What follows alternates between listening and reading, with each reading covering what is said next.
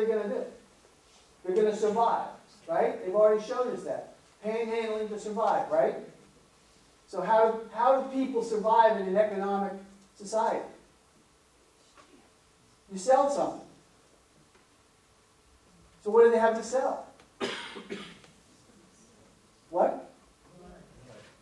They sell blood. They sell drugs. They sell their sister. They sell someone else's sister. That's the scenario that you get left with when you're at the bottom. That's not good. And when you're not employed and you're not housed, you're filling up the sides of the creeks, the estuaries, you're in our parks. That's not good. We have a choice. When I was growing up, and I dare say when many of the people in this room were growing up, homelessness didn't exist.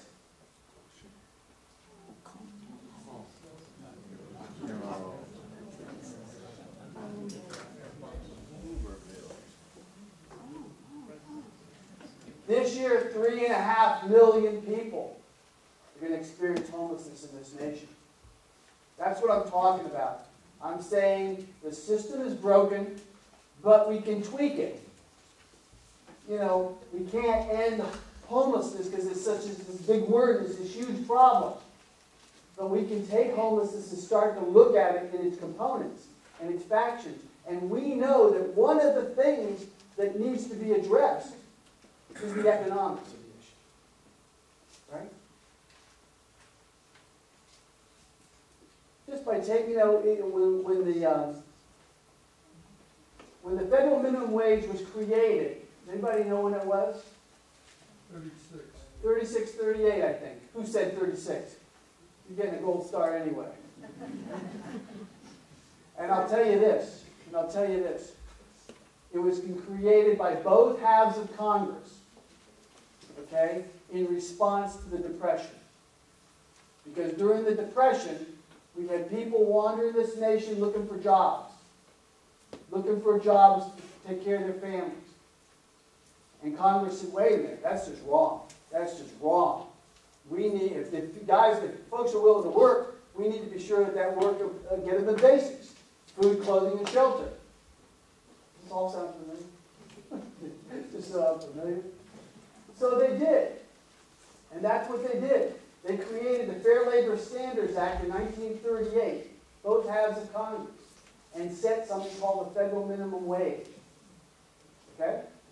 The only thing that they didn't do was to index it to anything. If they indexed it to something, then we've been fine now. But it didn't, and so it's separated. We have success in some of our urban areas, and we don't have so much in our rural areas, and we have booms, we call them, like the high-tech boom. Everything inflates, and then after that, everything kind of rocks back, everything but housing. Over and over again, this happens. And so the cost of housing and our ability to pay that cost through the federal minimum wage have separated by a great distance. And that's what's going on in our urban areas. You don't see the same separation in our rural areas. It's not the same situation.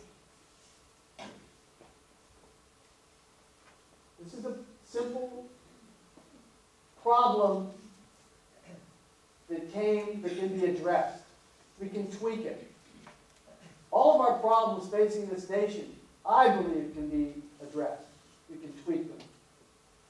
We just have to think through them, work it out, and then we have to roll up our sleeves and go to work. And that's what the stage that I think that we're at now. You know, we used to house our poor people. I know you guys know this. We house them in these high-rise things we call ghettos. The housing authorities, right? And President Reagan pointed to them and said, this is no way for people to live. Look, they're living on top of each other. They're hurting each other. They're selling drugs to each other. And we all said, yeah, that's right, that's wrong. That's a bad situation. So he said, okay. He turned off the valve, the money valve, to the housing authorities. 85% of dollars were retracted.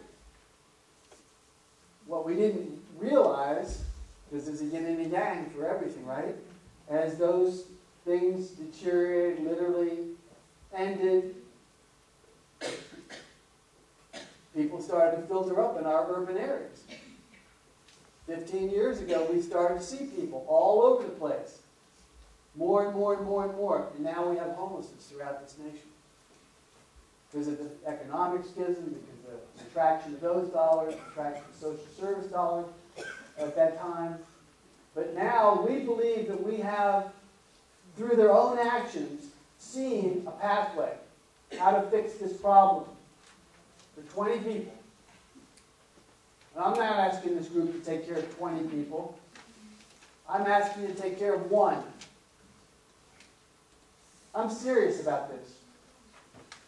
I want you to take it, look at the costs.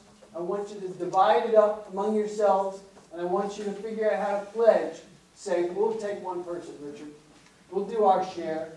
We're about change. We're real. Because we don't want homelessness in our town.